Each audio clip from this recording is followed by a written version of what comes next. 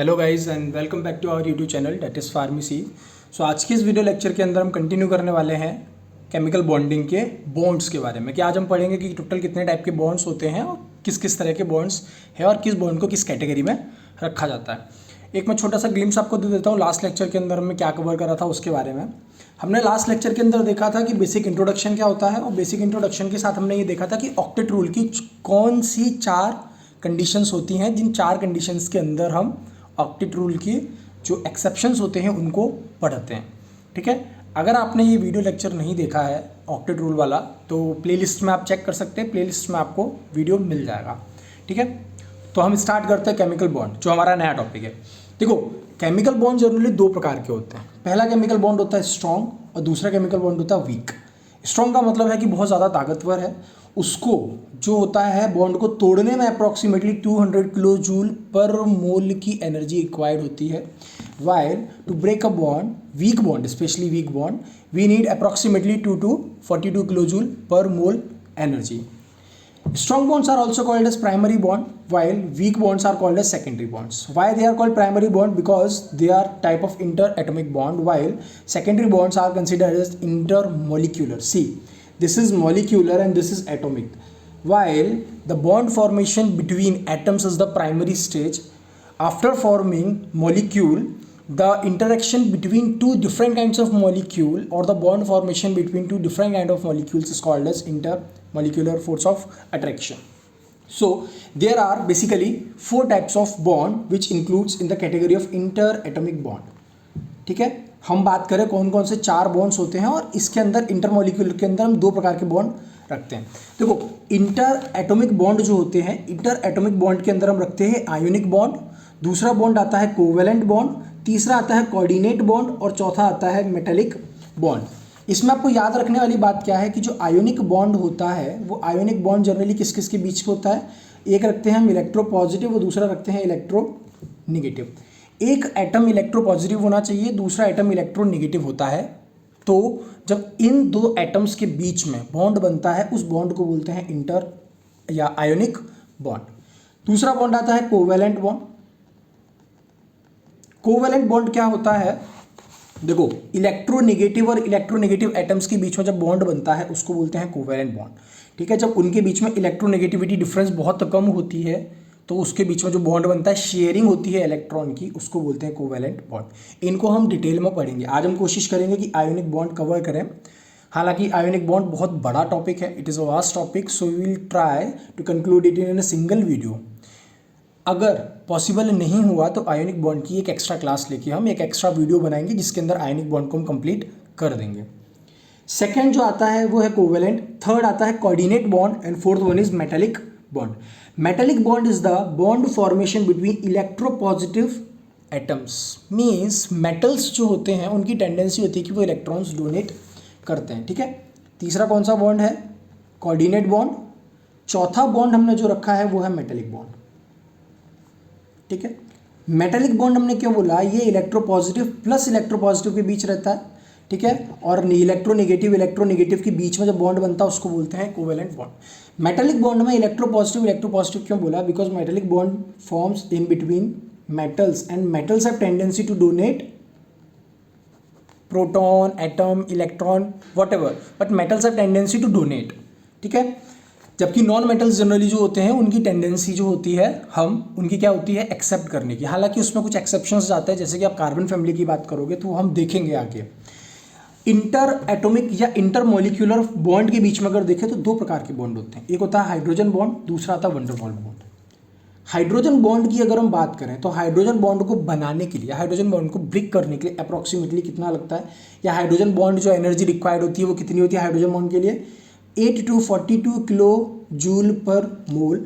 जबकि van der Waals force जो होता है, वंडरवॉल फोर्स ऑफ अट्रैक्शन जो रहता है, ये कैसा रहता है?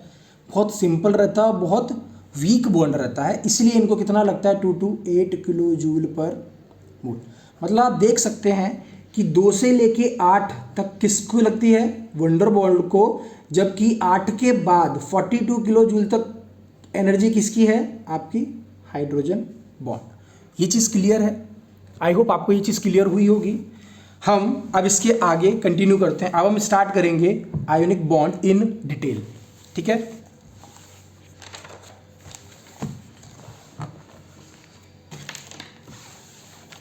आयोनिक बॉन्ड की अगर हम बात करें कि आयोनिक बॉन्ड जनरली होता क्या है, ठीक है। सपोज आयोनिक बॉन्ड मैंने क्या बोला, एक एटम अगर इलेक्ट्रो पॉजिटिव होगा तो दूसरा इलेक्ट्रो नेगेटिव। एक टर्म समझो, इलेक्ट्रोनेगेटिविटी का मतलब क्या रहता है। इलेक्ट्रोनेगेटिविटी का मतलब होता है टेंडेंसी किसी भी एटम की टू एक्सेप्ट या tendency to snatch shared pair of electron, ठीक है। अगर कोई शेयर पेयर किया गया है, कोई एटम है उनके बीच में अगर इलेक्ट्रोनेगेटिविटी डिफरेंस है, जैसे फॉर एग्जांपल अगर मैं बोलूँ जैसे कार्बन है, कार्बन के साथ मैंने लगा दिया ऑक्सीजन, ठीक है। कार्बन की इलेक्ट्रोनेगेटिविटी कितनी है, ऑक्सीजन की इलेक्ट्रोनेगेटिविटी कितनी है, जब ये आप देखोगे तो आपको पता पड़ेगा कि ऑक्सीजन की इलेक्ट्रोनेगेटिविटी ज़्यादा रहती है और कार्बन की कम रहती है। इसका मतलब ये है कि जो इन दोनों के बीच में शेयर्ड पेयर है इलेक्ट्रॉन का, वो ज़्यादातर किसकी तरफ झुकाव रखेगा, ऑक्सीजन की। इलेक्ट्रोनेगेटिविटी का सीधा अगर फंडा बोलूँ तो electronegativity is equals to powerful. कौन कितना पावरफुल है या किसके अंदर कितनी टेंडेंसी है, बोल सकते हैं पावर, किसके अंदर कितनी पावर है छीनने की, उसको हम बोलेंगे इलेक्ट्रोनेगेटिविटी। अब देखो यहाँ पे कंडीशन क्या है, मैंने बोला जैसे सपोज एक बहुत फेमस आयोनिक कंपाउंड लेते हैं जिसमें आपको समझ में आता है कि बहुत बेटर है। एक सबसे सिंपल आयोनिक कंपाउंड का अगर हम एग्जांपल लें तो क्या रहता है, NaCl। NaCl is the best ionic compound, ठीक है, आप ये जानते हो। NaCl को अगर मैं तोड़ूं तो NaCl किसके अंदर टूटता है, Na++Cl नेगेटिव। मतलब कि Na के ऊपर पॉजिटिव चार्ज आया, Cl के ऊपर नेगेटिव चार्ज आया, मतलब कि सोडियम के इलेक्ट्रॉन कहाँ गए, क्लोरीन के पास। सोडियम ने इलेक्ट्रॉन क्यों दिए, हम ये बात करते हैं। हमने बोला आयोनिक बॉन्ड में क्या रहता है, electro positive plus electro negative. Electro positive मतलब जो पॉजिटिविटी रखता हो इलेक्ट्रॉन को लेके, कि जिसको ज़रूरत है इलेक्ट्रॉन की वो इलेक्ट्रॉन उसको डोनेट कर देता है, लाइक मेटल्स। तो सोडियम और क्लोराइड के केस में सोडियम क्या है, इलेक्ट्रो पॉजिटिव, वाइल क्लोराइड क्या है, इलेक्ट्रो नेगेटिव। इलेक्ट्रो नेगेटिव मतलब छीनना और इलेक्ट्रो पॉजिटिव मतलब देना, ठीक है। तो अब देखो इसमें सिंपल सी क्या बात होती है, आयोनिक बॉन्ड के केस में एक एटम रहता है इलेक्ट्रो पॉजिटिव, जो इलेक्ट्रॉन क्या करता है, अपने डोनेट करता है। जब अपना इलेक्ट्रॉन देता है तो वो किस स्टेट में जाता है, ए पॉजिटिव, और इलेक्ट्रॉन रिलीज होता है। इस इलेक्ट्रॉन को गेन करता है बी कंपाउंड, जो इलेक्ट्रॉन नेगेटिव रहता है वो किस स्टेट में जाता है, बी नेगेटिव में। और ये दोनों आपस में मिलकर एक सॉलिड फॉर्म करते हैं, सॉलिड स्ट्रक्चर फॉर्म करते हैं, जिसको बोलते हैं आयोनिक कंपाउंड। इसको अगर हम इसी के एग्जांपल से समझें, जैसे कि सोडियम है, सोडियम ने क्या करा, सोडियम ने अपना एक इलेक्ट्रॉन दिया, तो सोडियम किस स्टेट में गया, Na पॉजिटिव प्लस एक इलेक्ट्रॉन आया। Cl है, Cl को ज़रूरत है, तो Cl ने क्या करा, ये वाला इलेक्ट्रॉन जो रिलीज हुआ था यहाँ, उस इलेक्ट्रॉन को इसने गेन करा और क्या बन गया, ये Cl नेगेटिव। अब ये जो Na पॉजिटिव है और Cl नेगेटिव है, ये दोनों आपस में मिलके क्या बनाएंगे, एक कंपाउंड बनाएंगे जिसको बोलेंगे NaCl, और ये सॉलिड फॉर्म में कंपाउंड होगा, और ये जो कंपाउंड बना है इसको बोलते हैं आयोनिक कंपाउंड। ये चीज़ समझ में आ रही है, do you get my point. So in case of ionic compound there must be two atoms in which one should be electropositive and another should be electronegative. If both are electronegative in nature, then covalent bond will form, and if both are electropositive in nature, then metallic bond will form. Do you get it? So in ionic compound, strong electrostatic force और coulombic force act between ions. Ions हैं, ions के बीच में आप क्या देखोगे, electrostatic force भी लग रहा है और कूलम्बिक फोर्स भी उनके बीच में क्या कर रहा है, एक्ट कर रहा है। That is why they are very hard, इसलिए बहुत ज़्यादा हार्ड नेचर के होते हैं। And due to this they have generally high melting point, high boiling point, and they are high thermal, they are having high thermal stability. Maximum probability ionic compound की कहाँ होती है, समझो।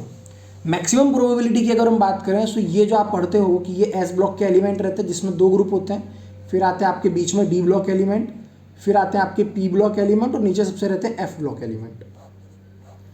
जो शुरू में 1s और 2, जो 1s और सेकेंड एस जो ग्रुप है आपका, मतलब बोल सकते हो 1s में जो फर्स्ट है ग्रुप और जो सेकेंड वाला ग्रुप है, ये दोनों ग्रुप कैसे रहते हैं, एस ब्लॉक के। और एस ब्लॉक की टेंडेंसी होती है कि वो इलेक्ट्रॉन क्या करता है, डोनेट करता है, ठीक है।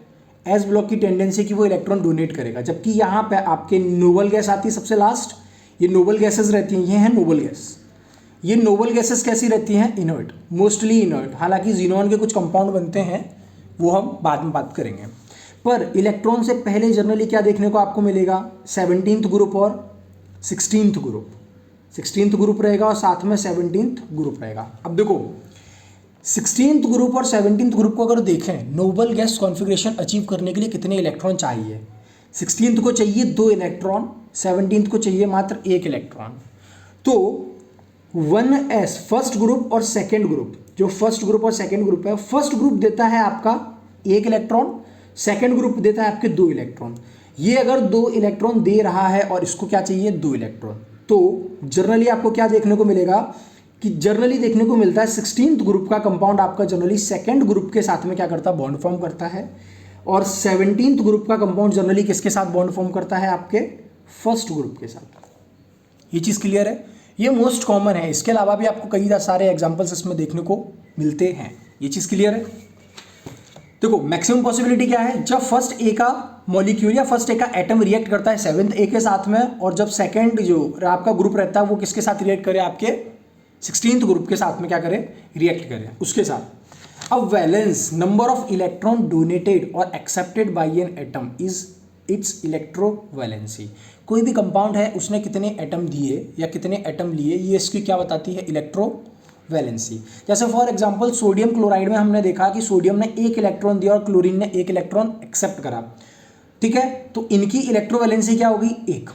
अब एक कंपाउंड आता है या एक फॉर्मूला आता है, क्वेश्चन है, आप बोल लो, सपोज मान के चलो मैंने बोला आपके सामने 2 कंपाउंड है, मान लो एक एलिमेंट ए है और एक एलिमेंट बी है, इसकी इलेक्ट्रोवैलेंसी, ये 9th का कंसेप्ट है, हालांकि मैं एक बार रिकॉल करा देता हूँ। इसकी इलेक्ट्रोवैलेंसी है आप मान लो x और इसकी इलेक्ट्रोवैलेंसी y। तो हम जनरली क्या करते हैं? क्रॉस मल्टीप्लिकेशन करते हैं। तो x का मल्टीप्लिकेशन y से और b का मल्टीप्लिकेशन, मतलब x का किससे होगा? b से, और y का किससे होगा? a से। तो आपका जो कंपाउंड बनेगा वो क्या बनेगा? ay और bx। ये चीज़ क्लियर है? एक एग्जाम्पल के साथ समझते हैं। जैसे कि हमने बोला Na और Cl, ये समझते हैं। MgCl ये देखते हैं, और AlCl, ठीक है। सोडियम की वैलेंसी है इलेक्ट्रोवैलेंसी +1, क्लोरीन की -1। क्लोरीन की -1, तो सब में क्लोरीन की क्या कर दी हमने? इलेक्ट्रोवैलेंसी क्या रख दी? -1 रख दी, ठीक है। अब अगर हम बात करें इसके बाद, सोडियम की +1 है, मैग्नीशियम की रहती है +2, एल्यूमिनियम की रहती है +3, ये रहता है। अब इनका क्रॉस मल्टीप्लिकेशन करें, इसका इधर जाएगा, इसका इधर जाएगा, तो इसका कंपाउंड क्या बनेगा? Na1Cl1, ठीक है। इसका मल्टीप्लिकेशन करें, 1 का मैग्नीशियम और 2 का क्लोरीन, तो क्या बना? मैग्नीशियम आएगा 1 और क्लोरीन आएगा 2, तो कंपाउंड जो बना वो क्या बनता है? MgCl2, ठीक है। एल्यूमिनियम में अगर देखें तो 3 और ये 1 का मल्टीप्लिकेशन होगा, तो कंपाउंड क्या बनेगा? एल्यूमिनियम तो है 1, लेकिन एल्यूमिनियम के 3 पॉजिटिव चार्ज को न्यूट्रलाइज करने के लिए कितने क्लोरीन लगेंगे? 3। तो यहाँ से कंपाउंड क्या बनता है? AlCl3। तो ये सारे के सारे compound NaCl, MgCl2, AlCl3, these all are ionic in nature. Do you get my point? मैं क्या कहना चाह रहा हूँ? सिंपल सा फंडा क्या है कि 2 कंपाउंड या 2 एलिमेंट आपने ले लिए हैं, कंपाउंड नहीं एलिमेंट, 2 एलिमेंट आपने लिए A और B, इनका A की अगर इलेक्ट्रोवैलेंसी देखें X होती है, B की इलेक्ट्रोवैलेंसी Y, तो दोनों का क्रॉस मल्टीप्लिकेशन करते हो तो एक फॉर्मूला बनता है AXBY। उसके कुछ एग्जांपल दिए, ये हमको बताती है कि कंपाउंड जनरली किसके साथ कितने एटम अटैच होते हैं, किसकी कितनी वैलेंसी हमको रिक्वायर्ड रहती है न्यूट्रल एटम बनाने के लिए, ठीक है। इसके बाद अगर हम बात करें, क्वेश्चन है यहाँ पे, इसी के ऊपर बेसिक क्वेश्चन है। सपोज एक मेटल है M, जिसका मेटल का ऑक्साइड का फॉर्मूला है ये, दिस इज मेटल ऑक्साइड, ठीक है। ये क्या है? मेटल का ऑक्साइड। मैं पूछ रहा हूँ मेटल ऑक्साइड है तो what is it's phosphate formula, उसका फॉस्फेट जो होगा उसका फॉर्मूला क्या होगा? ये क्वेश्चन है, ठीक है। इसको सॉल्व करके देखें, सॉल्यूशन देखते हैं। बहुत सिंपल है, अगर ध्यान दोगे तो। मैंने क्या बोला? मेटल का ऑक्साइड। देखो जनरली 3 कंडीशन रहती है, वो 3 कंडीशन अगर आपको याद है तो बहुत सिंपल। 3 कंडीशन क्या रहती है? एक तो रहता है ऑक्साइड, एक रहता है पर ऑक्साइड, और एक रहता है आपका सुपर ऑक्साइड। ये चीज़ आपको मालूम है। ऑक्सीजन इन 3 स्टेट के अंदर क्या करता है? एग्जिस्ट। ऑक्साइड फॉर्म में ऑक्सीजन के ऊपर क्या रहता है, 2 negative charge, O2 negative charge is oxide. पर ऑक्साइड में क्या रहता है, O2 2 नेगेटिव चार्ज क्या रहता है पर ऑक्साइड, और सुपर ऑक्साइड में क्या रहता है O2 नेगेटिव चार्ज। मतलब कि ऑक्साइड में एक ऑक्सीजन के ऊपर कितना चार्ज है, -2। पर ऑक्साइड में एक ऑक्सीजन के ऊपर चार्ज कितना है, -1। सुपर ऑक्साइड में एक ऑक्सीजन एटम के ऊपर चार्ज कितना आता है, -1/2। तो ये 3 कंडीशन होती हैं। मैंने बोला मेटल का ऑक्साइड, मतलब कि मेटल की ऑक्साइड की अगर बात करें तो अगेन मेटल का हमने मान लिया फॉर्मूला है X, वैलेंसी है X, और इसकी वैलेंसी है -2। ठीक है, इसकी वैलेंसी है -2। और हमने देखा एक मेटल को, एक ऑक्साइड को या एक ऑक्सीजन को कितना आपके अटैच कर रहा है, कितने मेटल एटम अटैच है उससे, सिर्फ एक। तो इसका अगर -2 है तो ऑक्सीजन का ये जो मेटल का X की वैल्यू निकलेगी वो कितनी निकल आएगी, +2। मतलब यहाँ से हमें ये पता पड़ा, इस कंडीशन से हमें पता पड़ा कि मेटल किस स्टेट में है, +2 स्टेट में है। अब हमें उसका क्या बनाना, फॉस्फेट। फॉस्फेट का फॉर्मूला होता है PO4 3 नेगेटिव, यही रहेगा PO4 3 नेगेटिव फॉस्फेट का। Phosphate, phosphide, phosphide, sulphate, sulphide, sulphide, ये कुछ सब्सटेंस है या ये कुछ रेडिकल्स की लिस्ट है जो मैं आपको नेक्स्ट वीडियो लेक्चर के अंदर या कभी भी शॉर्ट्स के फॉर्म में आपको प्रोवाइड करा दूंगा। फॉस्फेट का चार्ज है 3 और हमें पता है मेटल का चार्ज हमने क्या निकाला, 2। अगेन क्रॉस मल्टीप्लिकेशन कर दें तो मेटल का क्या है 3 और फॉस्फेट का क्या जाएगा 2, तो मेटल का फॉस्फेट बनेगा ये। So this will be your answer. ये चीज़ क्लियर हुई आपको, मेटल के ऑक्साइड की वैल्यू किस तरह से आई, ये चीज़ क्लियर हुई। सॉरी वीडियो के थोड़ा नीचे चले गया था, एक बार वापस समझा देता हूँ। फॉस्फेट का चार्ज होता है 3, मेटल का चार्ज होता है 2।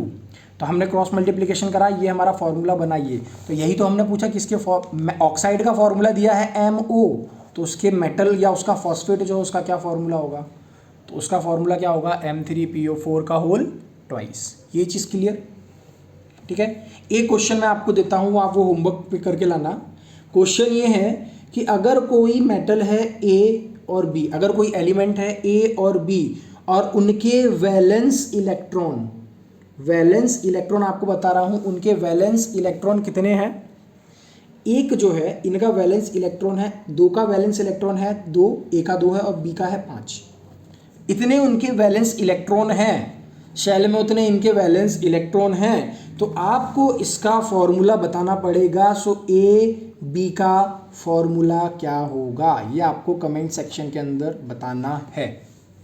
ये चीज़ क्लियर, फंडा अगेन यही लगेगा, सिंपल सा, मेटल ऑक्साइड है, फॉस्फेट है। क्वेश्चन एक बार वापस बता देता हूँ, इससे ये थोड़ा सा डिफरेंट है, दिमाग लगाना हल्का सा क्वेश्चन बन जाएगा। ये ज़्यादा डिफरेंस या ज़्यादा हार्ड नहीं है।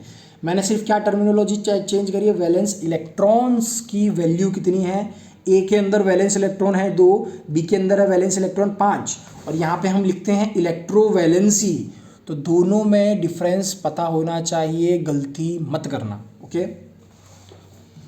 ये चीज़ क्लियर। इसके बाद हम बात करते हैं आयोनिक कंपाउंड की प्रॉपर्टीज़ की। What are the various properties of ionic compound. देखो आयोनिक कंपाउंड क्या रहते हैं, नॉन डायरेक्शनल, इनमें कोई डायरेक्शनल नहीं होती, या तो ये कैसे रहते हैं, ओमनी डायरेक्शनल। ओमनी डायरेक्शनल का क्या मतलब है, ये आप मेरे को कमेंट सेक्शन में बताओ, ठीक है। अदरवाइज मैं नेक्स्ट वीडियो लेक्चर के अंदर आपको बताऊंगा कि इसका क्या मतलब रहता है, ठीक है। अब देखो मैंने क्या बोला कि आयोनिक कंपाउंड की क्या प्रॉपर्टी है कि नॉन डायरेक्शनल है, साथ में ओमनी डायरेक्शनल भी है। आयोनिक कंपाउंड जो रहते हैं बैड कंडक्टर होते हैं सॉलिड स्टेट में। देखो मैंने क्या बोला, आयोनिक कंपाउंड्स, ठीक है। आयोनिक कंपाउंड की 2 स्टेट रहेंगी। एक स्टेट कौन सी रहेगी आयोनिक कंपाउंड की, पहली स्टेट रहेगी जो वो किस फॉर्म में रहेगा, एक तो रहेगा सॉलिड फॉर्म में, और दूसरा आयोनिक कंपाउंड किस फॉर्म में रहेगा। आयोनिक कंपाउंड सेकंड जो रहेगा वो किसके फॉर्म में रहेगा, आपका बोल सकते हो या तो फ्यूज्ड फॉर्म में रहेगा या तो एक्वस फॉर्म में रहेगा, ठीक है। तो सॉलिड स्टेट में आपका जो आयोनिक कंपाउंड रहता है वो कैसा रहता है, बैड कंडक्टर, मतलब वो कंडक्ट नहीं करता, ना हीट कंडक्ट करेगा ना इलेक्ट्रिसिटी कंडक्ट करेगा, मतलब वो क्या है, बैड कंडक्टर। पर फ्यूज्ड या एक्वस स्टेट में वो क्या बन जाता है, गुड कंडक्टर, ठीक है, गुड कंडक्टर बन जाता है। ये चीज़ याद रखना। ठीक है। जैसे फॉर एग्जांपल अगर NaCl के मैंने पैलेट्स ले लिए, NaCl के अगर मैंने पैलेट्स ले लिए तो वो कैसा रहेगा, सॉलिड स्टेट में बैड कंडक्टर। पर जब मैं उसका क्या बनाऊँ, या तो फ्यूज्ड फॉर्म में लेके जाऊँ या उसका एक्वस फॉर्म बनाऊँ, दोनों में वो क्या बन जाएगा, good conductor of heat and electricity. ये चीज़ मालूम है, ये तो 3 इडियट के अंदर डायलॉग भी आया था, salt is the good conductor of heat and electricity. लेकिन किस स्टेट में, सॉलिड या लिक्विड या फ्यूज्ड, ये सोचो। ये अभी बता दिया हालांकि, पर फिर भी सोचो कैसे रहता है। Ionic compounds are polar in nature. Ionic compound polar रहते हैं। क्यों रहते हैं पोलर नेचर में, क्योंकि आयोनिक कंपाउंड में हमें पता, एक जैसे मान लो एक एटम है A और दूसरा एटम है B। एक एटम रहता है इलेक्ट्रोपॉजिटिव, एक एटम रहता है इलेक्ट्रोनिगेटिव। एक एटम इलेक्ट्रोपॉजिटिव और एक एटम इलेक्ट्रोनिगेटिव, जिसकी वजह से जो आप देखोगे डायरेक्शन कैसी रहती है इलेक्ट्रॉन की, डोनर टू एक्सेप्टर। इलेक्ट्रोपॉजिटिव क्या रहता है, डोनर रहता है जो डोनेट करता है, और इलेक्ट्रोनिगेटिव क्या रहता है, एक्सेप्टर, ये एक्सेप्ट करता है। इसकी वजह से, ड्यू टू दिस, इस चीज़ की वजह से क्या होता है, पोलरिटी। पोलरिटी क्या होती है, जनरेट होती है, पोलरिटी जनरेशन होती है। जब पोलरिटी जनरेशन होता है तो पोलरिटी जनरेशन होने के साथ साथ क्या बनता है, पोल्स बनते हैं। पोल्स बनते हैं तो वो कैसे नेचर के होते हैं, पोलर इन नेचर। ये चीज़ क्लियर है। और एक केमिस्ट्री के अंदर बहुत सिंपल सा फंडा क्या रहता है, लाइक डिजॉल्व लाइक, ये मालूम है। लाइक डिजॉल्व लाइक मतलब कि अगर आयोनिक कंपाउंड पोलर नेचर के हैं तो ये डिजॉल्व भी किसके अंदर होंगे, ये डिजॉल्व किस में होंगे, किसके अंदर डिजॉल्व होंगे। ऑब्वियसली बात, हमने क्या बोला, लाइक डिजॉल्व लाइक। जब हमने बोला लाइक डिजॉल्व लाइक तो ये डिजॉल्व भी किसके अंदर होंगे, पोलर कंपाउंड जो रहेंगे, या पोलर या जो आयोनिक कंपाउंड है वो पोलर सॉल्वेंट के अंदर क्या रहते हैं, डिजॉल्व रहते हैं। ठीक है, तो ये चीज़ याद रखना। जैसे सॉल्ट है, NaCl है, वाटर के अंदर हमने डाला, NaCl को वाटर के अंदर डाला प्लस H2O डाला। ठीक है, वो NaOH को जो डाल दिया हमने, NaOH को, या हमने NaCl किसी को भी इसके अंदर डाल दिया, अगर डाल दिया तो टूट गया, Na+ अलग बन गया, NaCl अलग बन गया, या Na+ अलग बना, OH नेगेटिव अलग बना। क्यों, क्योंकि वाटर क्या है, पोलर नेचर का, और ये क्या है आपके आयोनिक कंपाउंड। ये चीज़ क्लियर है ना। इसके बाद अगर बात करें, देखो ionic compound are polar in nature and they are soluble in polar solvents like water but insoluble in non-polar solvent। non-polar solvent के एग्जाम्पल कौन होते हैं, non-polar अगर मैंने कहा तो non-polar कहें तो ऑर्गेनिक सॉल्वेंट। जो ऑर्गेनिक सॉल्वेंट रहते हैं वो सब किस कैटेगरी में जाती है, नॉन पोलर। ये चीज़ याद रखो। तो नॉन पोलर कंपाउंड के अंदर ये डिजॉल्व नहीं होते, they do not dissolve in non polar compounds like organic solvent. For example benzene, carbon tetrachloride, acetone, ether, they are not dissolved in these kinds of solvent. Why? Because these solvents are non-polar in nature, and as we know ionic compounds are polar in nature, and there is a concept in chemistry that which is like dissolve like. So polar compounds should be soluble in polar solvent. That's why we use polar solvent to dissolve ionic compounds. And water is also a good example of polar solvent. That's why our salt get easily dissolved in polar solvents. Capacity of solvent to neutralize the charge of ion is called dielectric constant. देखो again पढ़ो क्या लिखा है, capacity of solvent to neutralise the charge of ion is called dielectric constant. Solubility is directly proportional to dielectric constant. ये चीज समझो, इसका क्या मतलब है। मैंने बोला फॉर एग्जांपल NaCl सबसे बेसिक है ना, तो उसी को एग्जांपल लेके हम चल रहे हैं। हमने बोला कि NaCl है, उसको वाटर में डाला तो Na+ अलग हो गया और Cl जो निगेटिव है वो अलग हो गया। बट हाउ, कैसे अलग हुआ। तो कोई भी सॉल्वेंट जो रहता है, सॉल्वेंट की एबिलिटी टू सेपरेट, कौन सी ability to separate these two molecules is called as dielectric constant. You get my point. Dielectric constant का मतलब क्या रहता है कि कोई भी कंपाउंड जिसकी एबिलिटी क्या हो, दो सॉल्वेंट को अलग अलग रखने की हो, उसको बोलते हैं डाइइलेक्ट्रिक कांस्टेंट। अब ये एक्चुअल में करता कैसे समझो।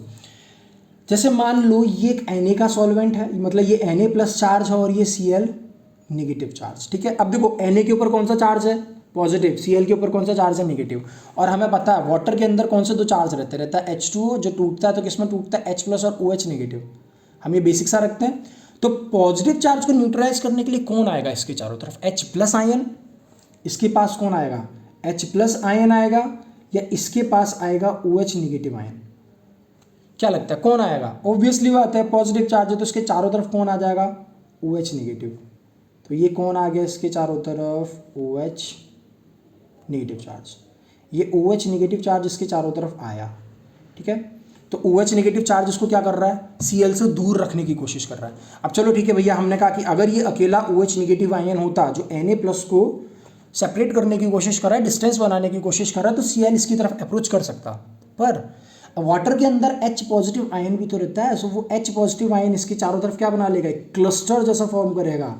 सो ये क्या कर रहा है, H प्लस आयन जो है वो इसको NaCl को ये Na प्लस से जुड़ने नहीं दे रहा है। So this ability of compound is called as dielectric constant.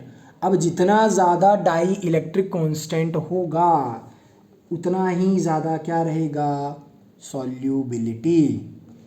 ये चीज़ क्लियर है, जितना ज़्यादा डाई इलेक्ट्रिक कांस्टेंट उतनी ज़्यादा सॉल्यूबिलिटी।